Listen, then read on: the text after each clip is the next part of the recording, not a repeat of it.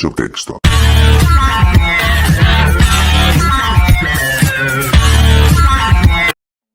En este libro, Wolf nos habla sobre 6 casos de rebelión y revolución, en las cuales los campesinos fueron quienes tomaron la iniciativa, y esos casos sucedieron en México, Argelia, Rusia, China, Vietnam y Cuba. En este video voy a retomar la parte final del libro, específicamente la parte de la conclusión, donde el autor expone un breve resumen de su obra, además de dejar entrever un poco de su visión sobre cómo sería el futuro de la lucha campesina. Para comenzar a hablar sobre las rebeliones campesinas es necesario que tengamos en mente siempre a la experiencia histórica, ya que esta tiene un efecto arrasador en los fenómenos culturales y por lo tanto también en los económicos e incluso en los geográficos. También es muy importante que recordemos que en la organización social que vivimos se vende el trabajo, se renta la tierra y se invierte libremente el capital. Los 3 puntos angulares de nuestra sociedad entonces son la tierra, el trabajo y el dinero. El trabajo siempre cambia según la organización social de nuestro propio sistema de mercado. La tierra, por su parte, en su forma más natural, no se compra ni se vende, no es una mercancía.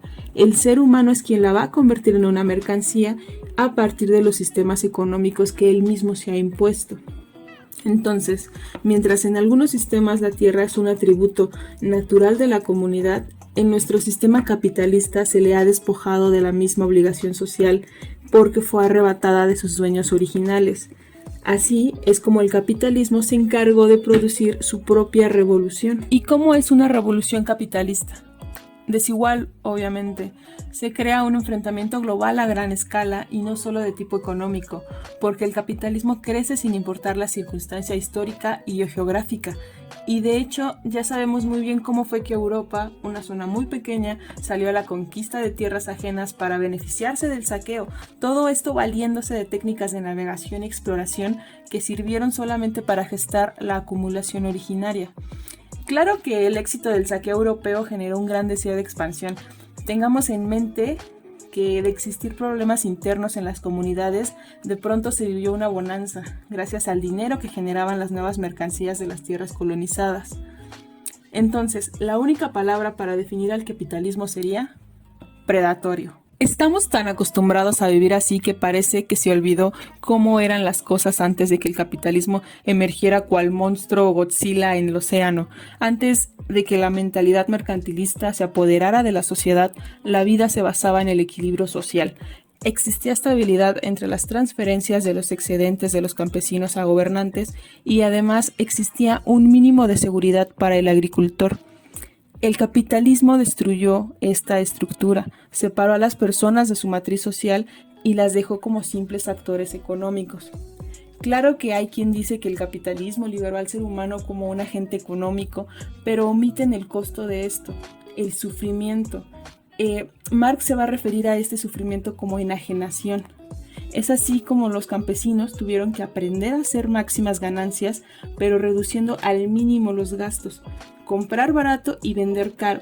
Aquí ya no importan las obligaciones ni los costos sociales. Entonces, luego de ver todo este panorama tan alentador, ¿qué sucede con el campesino? Pues en el pasado el campesino vivía gracias a una combinación estable de recursos para sostener su nivel de vida, y hoy día es la compraventa quien liquidó ese equilibrio, a tal punto que en muchos casos los campesinos ya no tienen acceso permanente a las tierras de cultivo. Todo lo anterior fue un efecto secundario de la expansión comercial y curiosamente la limitación al campesino coincidió con la rápida aceleración del crecimiento de la población. Otro efecto importante del advenimiento capitalista fue el inicio de la crisis en el ejercicio del poder. En el antiguo orden social existían las figuras como el jefe tribal o el terrateniente. Dichas figuras fueron reemplazadas por la del empresario, que sirve más como un intermediario político. La importancia social de nuevo se vio disminuida y ahora los administradores de los recursos sociales fijos son administradores de recursos libres. Con este suceso en marcha, las viejas figuras pierden también su dominio político y social. Incluso los títulos que antes heredaban ahora son puestos a la venta. En este nuevo sistema, la nueva riqueza no está legitimada, el antiguo poder ya no es respetado y se ha debilitado a propósito a los grupos tradicionales. Entonces, hablar de revoluciones campesinas es hablar de una opresión impuesta con un poder que se perpetúa a base de la dominación. donde el campesino queda como un adversario aparentemente débil, incapaz de neutralizar el poder que extraños están ejerciendo sobre él. Pensamos en la Revolución Mexicana, por ejemplo. Esto no es más que una dictadura fundamentada en la relativa debilidad de las clases más pobres. Por eso el campesino necesita de aliados más fuertes en su lucha. Pero bueno, entonces, ¿por qué es tan importante la lucha campesina?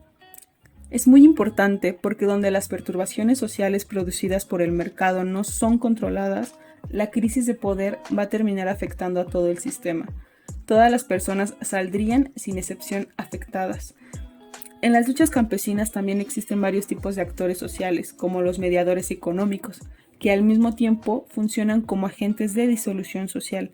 Existen también los mediadores políticos, que son quienes manejan los canales de poder y quienes neutralizan a las viejas figuras tradicionales.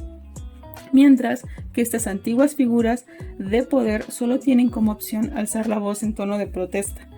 Ya no tienen ningún control en procesos decisivos dentro de su propia comunidad.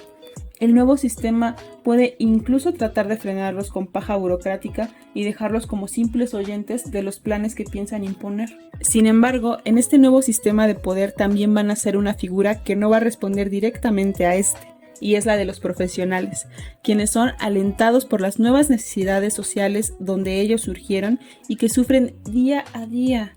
Los profesionales o profesionistas no transmiten bienes, transmiten técnicas, y ahí justamente se encuentra el peligro que generan a la élite. Aunque claro, los profesionistas muchas veces no logran conseguir un empleo o terminan haciendo actividades completamente distintas a las que fueron instruidos. Volvamos al campesino. En la lucha, él casi siempre está solo y esto nace de la raíz de la naturaleza de su actividad. Además, de alguna manera el campesino siempre está en competencia con los otros campesinos por los recursos dentro de su propia comunidad. La vida del campesino es dura, está atada a una rutina anual. Él debe estar al pendiente de su propia producción de subsistencia, pero además debe cumplir con las que lo han obligado a producir para los demás. El campesino siempre queda relegado como un espectador. Entonces, para hacer posible una rebelión campesina, se debe ver las relaciones y la estructura que lo rodean. Sin suficientes recursos, el campesino nunca tendrá los instrumentos necesarios para su lucha contra la opresión. Tristemente dependerá de un poder exterior para desafiar al más grande. Wolf nos dice que los propios esfuerzos de los campesinos por seguir siendo tradicionalistas en su estilo de vida es lo que los convierte en seres revolucionarios. Históricamente, donde el campesino se rebeló con éxito contra el orden establecido con su propia bandera, apenas logró cambios en la estructura social. De ninguna manera lograron control sobre el Estado.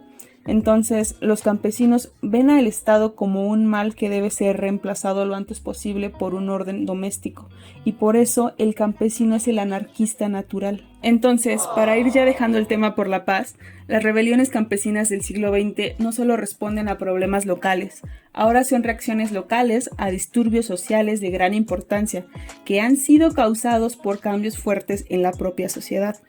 Y para recordar siempre, el capitalismo y la difusión del mercado privó a los seres humanos de sus propias relaciones sociales con las que nacimos, mientras que la industrialización ha dado origen a nuevos grupos sociales que, aunque son inseguros en su lugar en este mundo, han buscado nuevas alternativas para los males que se les han impuesto a vivir.